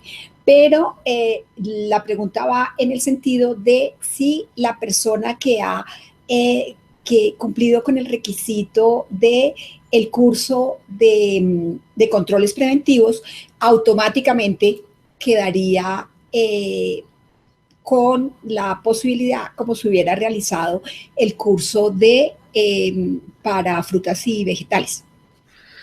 Podríamos decir ahora es que no. Son 2 alianzas diferentes. Está la alianza de controles preventivos, que está hospedada en el Instituto de Illinois de Tecnología, y la alianza de frutas y vegetales frescos, que está hospedada en Cornell. Son 2 currículos diferentes e independientes, a pesar de que, por supuesto, ha habido interacción entre los 2 grupos que han trabajado en dichos currículos. De aquí al proceso del entrenamiento, por ejemplo, el de controles preventivos empezó en julio del año pasado, cuando hicieron los pilotos del entrenamiento. En noviembre se entrenaron los primeros instructores líderes y a partir de allí ha sido un proceso logarítmico de cursos, entrenamientos a nivel dentro de Estados Unidos e internacional, y ya se han hecho en diferentes países de Latinoamérica. Y este es un currículum específico que es el certificado que la persona recibe, es de individuo calificado en controles preventivos. En inglés las siglas son PCQI, que es Preventive Controls Qualified Individual. Es un curso de 3 días, 2 días y medio básicamente, pero 3 días normalmente de 16 capítulos que se deben cubrir, con ejercicios sobre cómo desarrollar un plan de inocuidad, que sí es un requisito para productos procesados. Ahora, los productos que caigan en la regla de frutas y vegetales teóricamente deberían recibir el curso de la Alianza de Frutas y Vegetales o Produce Safety Alliance. Este curso ya vimos en un slide anterior, los componentes son en realidad 7 capítulos nada más. El curso se puede dar en un día a día y medio y estaría administrado por la Alianza de Frutas y Vegetales, que es en Cornell. El proceso de entrenar instructores empezó en julio del año pasado, del 2015. Tuve la oportunidad de estar en ese primer grupo de instructores para ser instructores líderes, pero el proceso requiere una entrevista personal y ese proceso nunca se llegó a concretar. Y esto es porque el FDA solicitó a la alianza. Recuerden que la alianza tiene miembros del FDA, pero no es parte del FDA. El FDA solicitó a la alianza revisar de una manera más profunda el currículum y los componentes del material de entrenamiento, y eso ha retrasado completamente la implementación de esos entrenamientos de los cursos de la alianza de Produce. Por ahora, lo último que hemos escuchado por parte de la alianza es que tal vez en septiembre se tenga ya la revisión final de FDA del currículum y se reinicie el proceso de entrenamiento, avalar a los instructores líderes para empezar a dar los cursos de frutas y vegetales frescos. Una de las razones por las que se ha demorado, recuerden también, es que este reglamento también se aplica más tarde que el de controles preventivos. A las empresas grandes ya tienen que cumplir con los controles preventivos a partir de septiembre de este año, del 2016, mientras que los requisitos de frutas y vegetales frescos no arrancan sino 2 años después de la emisión del reglamento final, y eso sería en noviembre 27 del 2017. Entonces todavía 1 año más para cumplir con el reglamento de frutas y vegetales, pero la idea de este webinar justamente era alertar a la gente de los componentes que tiene la regla final y que pueden ser parte del currículum de la alianza. Es más, el material de esta alianza se ha dado a los instructores y pues algo de este material ha sido usado para algunos componentes de esta presentación, pero como les digo, no está autorizada la utilización de dicho material ni los cursos todavía, y hay que esperar hasta septiembre de este año para confirmar cómo va a ser ese proceso, pero se espera que sea similar al cual se ha venido realizando con la alianza FSPCA, que es de controles preventivos. Bueno, Marcos, muchas gracias. Si quieres, entramos a una pausa de 3 minutos para entrar en el módulo final que corresponde a la parte de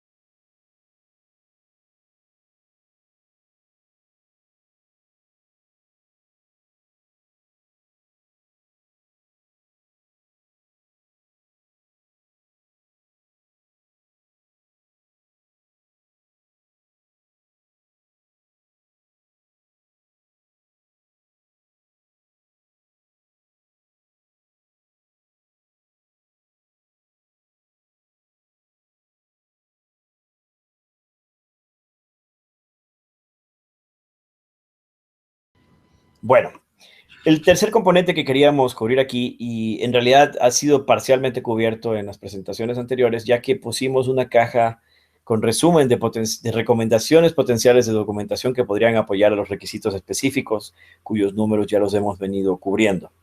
Sin embargo, queríamos en esta última parte proveer al oyente de este webinar de fuentes de información, cómo se puede planear realizar un plan de inocuidad para fincas, que no es un requisito del reglamento, pero es una de las maneras en las que la misma alianza ha recomendado de que se implementen planes de inocuidad a nivel de fincas. Entonces, como antecedentes a esto, hablamos de las buenas prácticas agrícolas. El término buenas prácticas agrícolas no lo utiliza el FDA en ningún documento oficial. El FDA siempre trata de mantenerse por fuera de nombres comerciales que la gente utilice. Entonces, por eso no existe ese término. Y ellos lo que en realidad, por ejemplo, hicieron para el tema microbiológico fue en el 98 sacar lo que fue la primera guía para reducir al mínimo el riesgo microbiano en alimentos para frutas y hortalizas frescas. Entonces ven ahí el documento del 98, que fue una guía. Guía significa que no es un requisito. Entonces este reglamento de frutas y vegetales, en cambio, sí es primeros estándares que son obligatorios. Entonces, en esa época, las agencias recomiendan a los productores, empacadores y distribuidores de frutas y vegetales frescos recomendaciones generales que pueden aplicar, y aquí pues habían los capítulos sobre agua, suelos, animales, prácticas, etcétera, en las operaciones. Adicionalmente de ese documento salieron una serie de revisiones de ese documento porque era muy genérico y se sacaron guías a partir del FDA sobre, por ejemplo, cómo manejar melones tostados, productos en hoja, etcétera, guías, recomendaciones. Entonces se dio una proliferación en la década del 2000 de guías de BPAs que pues cada una tenía sus diferentes componentes. Debido a esto, el grupo privado de la United Fresh Produce Association en el 2009, perdón, inició un proceso que le llamaron el Produce Gaps Harmonization Initiative, la iniciativa de armonización de las gaps de frutas y vegetales, precisamente para tomar toda esta proliferación de documentos de buenas prácticas agrícolas y tratar de desarrollar un documento consenso. Entonces, la idea era armonizar buenas prácticas, inclusive se obtuvo la presencia del Global Food Safety Initiative, que finalmente acreditó dicho producto, que son las guías armonizadas de buenas prácticas agrícolas, y que dentro de ellas se analizaron 26 diferentes documentos de buenas prácticas, entre ellas la guía de melones, de tomates, de vegetal en hoja, de vegetales cortados, etc. Es un proceso que pueden visitarlo en la página web del United Fresh Produce Association. ¿Cuál es el resultado de dicho trabajo? Es 3 documentos que son los de consenso, luego de revisar las 26 buenas prácticas, donde está el manual de operaciones de campo para la cosecha y el estándar de frutas de inocuidad de frutas y vegetales frescos. Este es el primer documento, lo pueden acceder desde la página del United Fresh. Y como ven allí, pues está dividido en preguntas generales, de ahí tiene el requerimiento a la izquierda, el procedimiento que se debe cumplir, cómo se verifica esa actividad y las acciones correctivas que deberían implementarse para dicha actividad. Entonces es un ejercicio interesante el revisar este documento también, porque pues cubre muchos de estas buenas prácticas agrícolas, y después estos documentos se utilizaron como primeros documentos de revisión por parte de la alianza de Produce Safety Alliance, que finalmente desarrolló el currículo. Entonces es un buen ejercicio bajar estos 2 documentos, están en versión Excel. El uno es para operaciones de campo y el segundo, que lo vemos en esta segunda gráfica, es para operaciones post cosecha. Entonces cada uno tiene sus requisitos generales y arranca desde la gestión de la responsabilidad de la empresa, el plan de inocuidad, etcétera, etcétera. Entonces es una buena fuente. Los registros que se vayan generando, pues que el mantenimiento de registros requiere que se incluyan prácticas, actividades de monitoreo y acción correctiva. Los formatos son diversos, no hay un formato requisito específico, pueden ser flexibles los formatos que se utilicen. Debe ser conveniente, porque si no es conveniente no se van a utilizar en el nivel de campo principalmente, y la gerencia debe pues ser responsable de dichos documentos una vez que se hayan revisado. Como veíamos, se debe mantener por lo menos 2 años. El beneficio de tener estos documentos es que se puede verificar prácticas y ver que se han implementado, ver que se han hecho bien, asegura que todos estén adoptando el plan y las políticas de la empresa, de la finca. Con los datos que se generan se pueden observar tendencias o datos fuera de lo común para eliminar problemas potenciales, y como sabemos, pues estos documentos van a ser un requisito regulatorio para inspecciones del FDA por FSMA o de auditorías de tercera parte que tal vez nos pidan el cliente que compre estos productos de frutas y vegetales frescos. Los registros pueden ser escritos a mano, pluma, papel, etcétera, o electrónicos. Pueden utilizarse dispositivos móviles que cada vez se vuelven más comunes, escáneres, etcétera.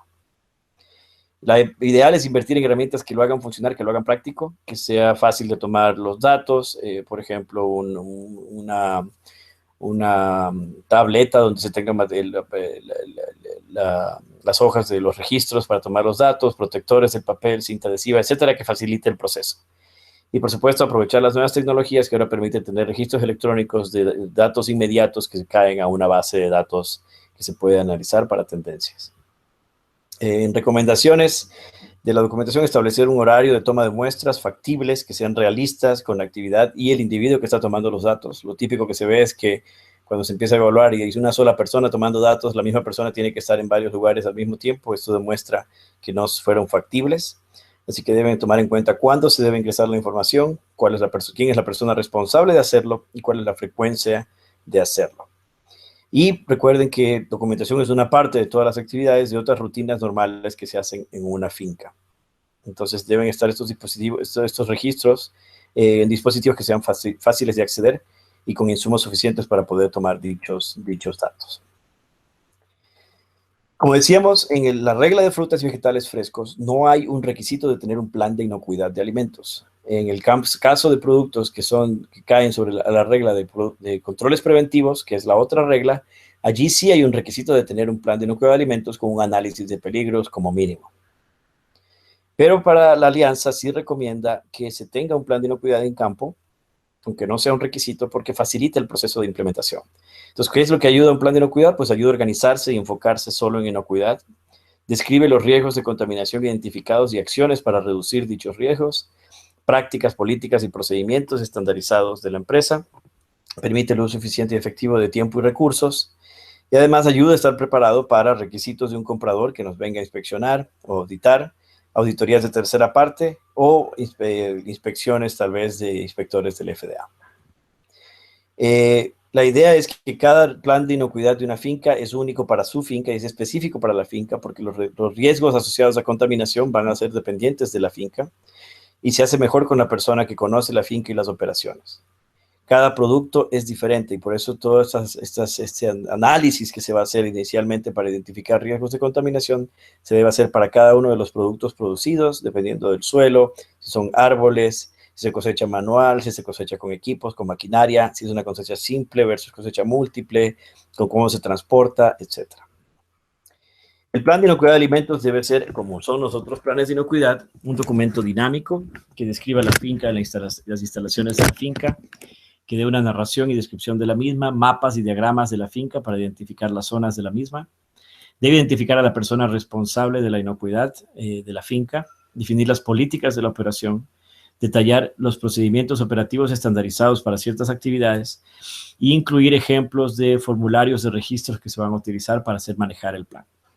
Entre los temas cubiertos por el plan de inocuidad de la finca, basados en las necesidades de la misma, se entienden controles sobre los insumos agrícolas utilizados, el almacenamiento y manejo de fertilizante o composteo, enmiendas biológicas que ya hemos mencionado, la exclusión de animales, tanto domésticos como salvajes, gestión de irrigación y drenajes para el tema del agua agrícola, la limpieza y desinfección de equipos, que es para toda la parte del componente de buenas prácticas de instrumentos de cosecha o de la planta empacadora, cómo se va a manejar el producto en la cosecha y post cosecha para evitar su contaminación, cuál es el programa que se va a seguir para el entrenamiento de empleados, qué sistemas se tienen para higiene personal, incluyendo acceso a baños, instalaciones sanitarias, instalaciones de lavado de manos, un sistema de trazabilidad que ayudaría pues a identificar el producto, los lotes, si es que se estuviera involucrado en algún caso o investigación, y una estrategia de gestión de crisis una vez que se dé una emergencia asociada al producto de la finca.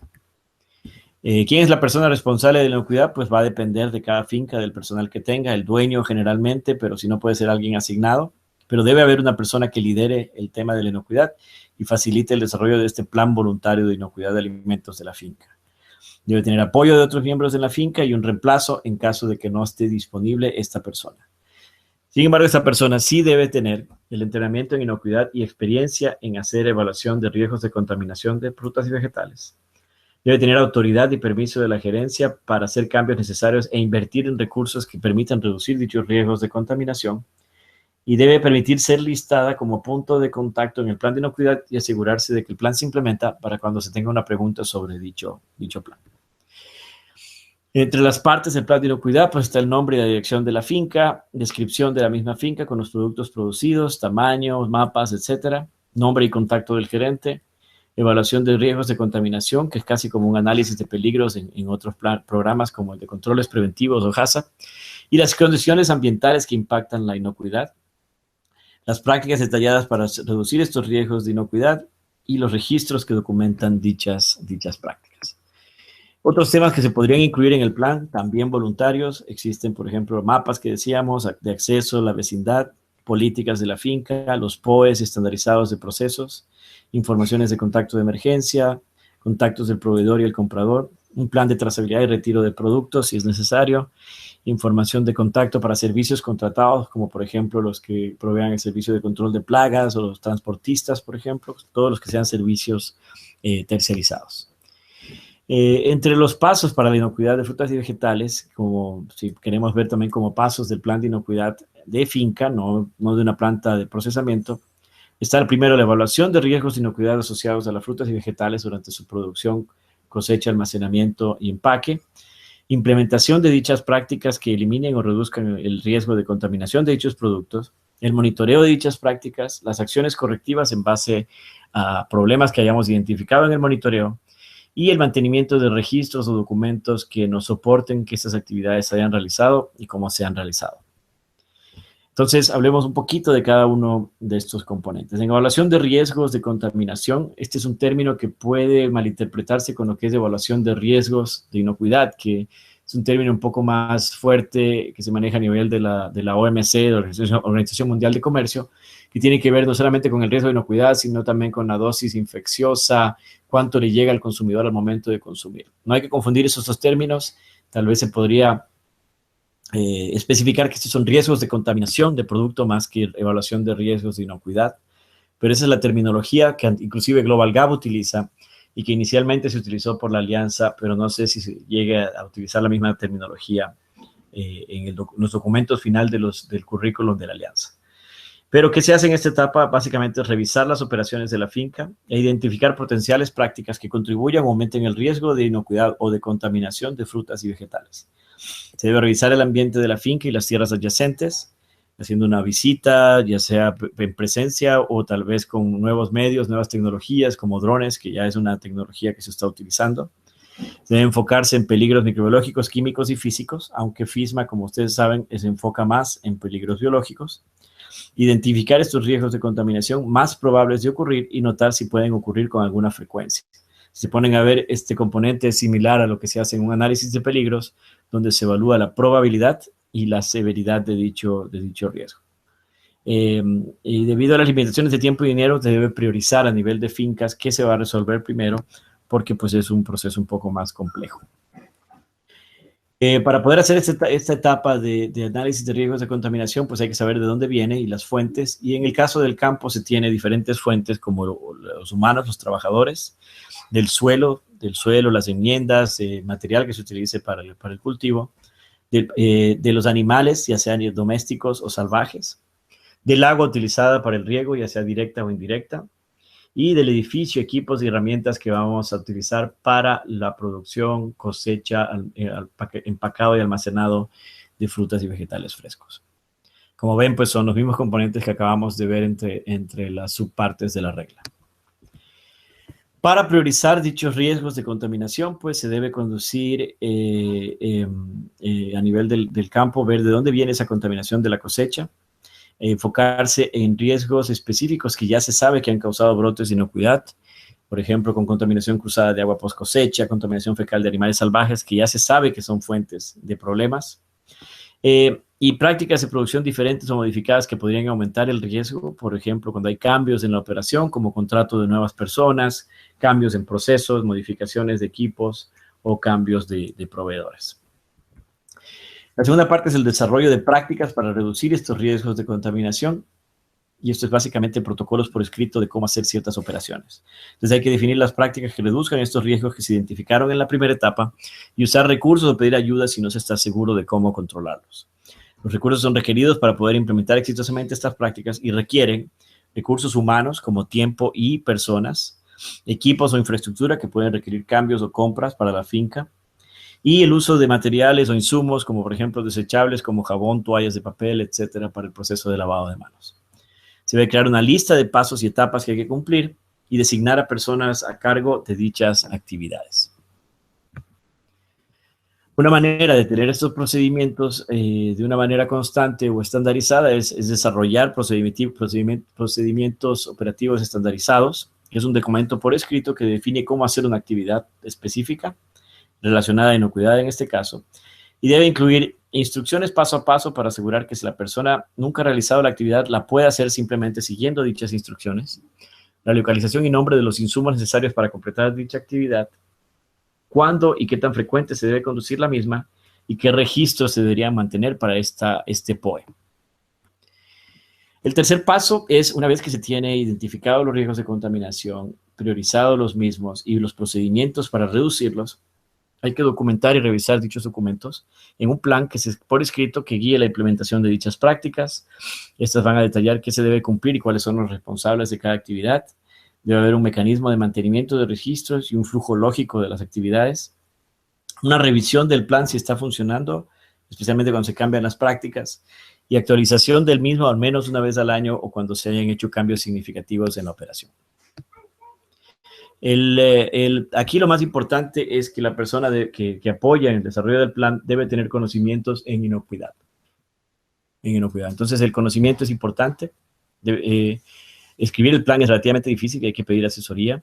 Hay que empezar con la información conocida, información general de la finca y qué es lo que se hace, y tener conocimientos o conceptos básicos de inocuidad en alimentos. Por eso es que el curso estandarizado de la Alianza pretende generar estos conocimientos generales para que las personas que realicen la actividad pues sean entrenadas adecuadamente, tengan el conocimiento adecuado.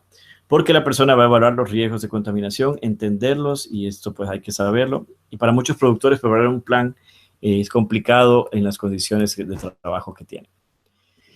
Algunas fuentes adicionales que pueden ayudar a escribir el plan, que puede ser adaptado a la finca. Hay muchas fuentes, hay que usar la más conveniente. Aquí vamos a mencionar alguna que otra, pero no pues recomendamos o estábamos auspiciando alguna de ellas. Se pueden adoptar los formatos de algunos formularios que se tienen. Se tienen planes preparados, bitácoras de datos y POEs prescritos que pueden ayudar, pero no hay que copiarlos porque nunca las operaciones son iguales. La idea es que la gente de la finca se apodere del plan y sea parte del plan, porque si utilizan algo copiado de otro lado, pues no van a ser nunca dueños de su plan. Aquí listamos algunas fuentes y voy a mostrar algunas pantallas de estas fuentes. Hay uno en Minnesota, hay otro de la página de inocuidad en la campo, otro de los estándares armonizados de GAPS que mencionamos del United Fresh Produce Association, y algunos checklists o listas de chequeo para auditar campo, algunas provenientes del USDA, otras de entes privados como Primus, etc. Entonces, por ejemplo, el USDA tiene un documento de armonización de buenas prácticas agrícolas, se llama el Produce Gaps Harmonized Food Safety Standard. Si notan, este es documento del USDA, pero tiene también a la derecha el logo de la armonización de GAPS que organizó el United Fresh Produce Association. Y tiene este checklist donde ya ha incluido el manual de operaciones en campo y de cosecha de productos. Y esto está accesible en el internet y se puede bajar. Asimismo, el USDA tiene otro plan que se llama el checklist de verificación de una auditoría de buenas prácticas y buen manejo, que es una lista de chequeo de buenas prácticas de higiene y buenas prácticas agrícolas, que también está disponible en el internet. La Universidad de Minnesota tiene un manual de cómo hacer un plan de inocuidad. El esfuerzo se llama FSP for You, o Food Safety Plan para usted, donde da pues el detalle de qué debería tener los capítulos que debe tener un plan de inocuidad, y los ven listados en esta sección con una introducción, una sección general, etc. Tiene un componentes como la revisión de la finca para evaluar riesgos, agua, animales, abonos, suelos, las actividades como por ejemplo precosecha, saneamiento, higiene, políticas de la empresa y pues, actividades de cosecha y transporte, cómo manejar el producto en la parte 3, en la empacadora, en la planta empacadora, lavado, empacado, los empleados y la salud e higiene de los empleados, las políticas dentro con el producto que se cae al piso y los planes de control de roedores. Y finalmente un capítulo de almacenamiento y transporte para también pues, evitar que se recontamine un producto ya cuidado. Este documento de Minnesota tiene la ventaja que tiene muchos formularios, formato que la gente puede utilizar en los apéndices, como ven aquí en esta sección. Entonces, con eso queríamos simplemente definir un poco los límites de este plan de inocuidad, que es una recomendación de cómo hacerlo, hablar algunas fuentes adicionales que pueden ayudar a alguien a implementar un plan de finca. Recalcar que el tema del entrenamiento para el estándar de frutas y vegetales frescos está pendiente y que pues para septiembre se puede tener más noticias sobre el mismo. pero pues en esta parte me detengo para preguntas sobre toda la presentación o tal vez específicas para esta última sección. Gracias, Marcos.